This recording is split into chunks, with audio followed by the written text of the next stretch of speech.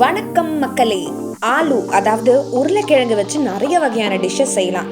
குறிப்பா நாம இன்னைக்கு பார்க்க போறது ஜீரா ஆலு செய்யறது எப்படின்னு. வாங்க ஜீரா ஆலுவை செஞ்சு பார்க்கலாம். முதல்ல 4 உருளைக்கிழங்குகளை எடுத்து கழுவிட்டு மேலோட்டமா வெட்டிக்கணும். வெட்டிட்டு அதை குக்கர்ல தேவையான அளவு தண்ணியில சேர்த்து இந்த 4 உருளைக்கிழங்குகளையும் போட்டு 2 விசில் வர வரைக்கும் வேக வைக்கணும். இப்போ குக்கரை திறந்து ஒவ்வொரு உருளைக்கிழங்கையும் வெளியே எடுத்து ஒரு பாத்திரத்துல வச்சுட்டு தோலை உரிச்சிடணும். நாம வேக வச்சிருக்கிறதால தோல் ரொம்பவே ஈஸியா உரியும். அடுத்து தோல் உரிச்ச உருளைக்கிழங்குகள் ஒவ்வொன்றையும் நம்ம வெட்டிக்கணும். முக்கியமா கியூப்ஸா வெட்டி எடுக்கணும். அடுத்து 2 டேபிள் ஸ்பூன் நெய் போட்டு உருக்கிக்கணும்.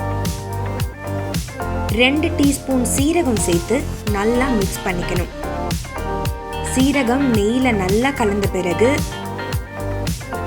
1 இன்ச் இஞ்சி, நறுக்கிய பச்சை மிளகாய் 1 சேர்த்து வதக்கணும். இப்ப 1 சிட்டிகை பெருங்காயம், 1/2 டீஸ்பூன் மஞ்சத்தூள், 1/2 டீஸ்பூன் சிவப்பு மிளகாய் தூள், 1 டீஸ்பூன் சீரகத்தூள், 1 டீஸ்பூன் கொத்தமல்லி தூள், 1/2 டீஸ்பூன் மாங்காய் தூள் சேர்த்து குறைந்த தீயில வச்சு மசாலாவை சமைக்கணும். அடுத்து தேவையான அளவு உப்பு சேர்த்து 3 டேபிள் ஸ்பூன் தண்ணி ஊற்றி கலவை நல்லா கெட்டியாகிற வரைக்கும் சமைக்கணும். 1 டீஸ்பூன் கசூரி மேத்தி சேர்த்து தொடர்ந்து சமைக்கணும்.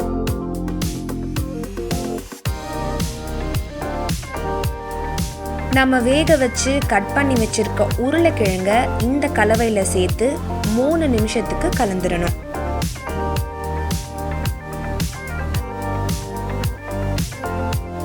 மசாலா நல்லா மிக்ஸ் ஆன பிறகு 1/4 கப் கொத்தமல்லி இலைகளை இதுல தூவி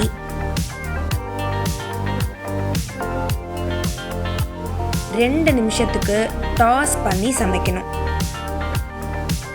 அவ்வளோதாங்க, ஜீரா ஆலு ரெடி. இதுல நம்ம சீரகம் சேர்க்கறதால குழந்தைகள்ல இருந்து பெரியவங்க வரைக்கும் யார் வேணாலும் சாப்பிடலாம். இது மாதிரியான சமையல் வீடியோஸ்க்கு குக்டு தமிழ் பேஜை சப்ஸ்கிரைப் பண்ணுங்க. மறக்காம பெல் ஐக்கனை கிளிக் பண்ணுங்க.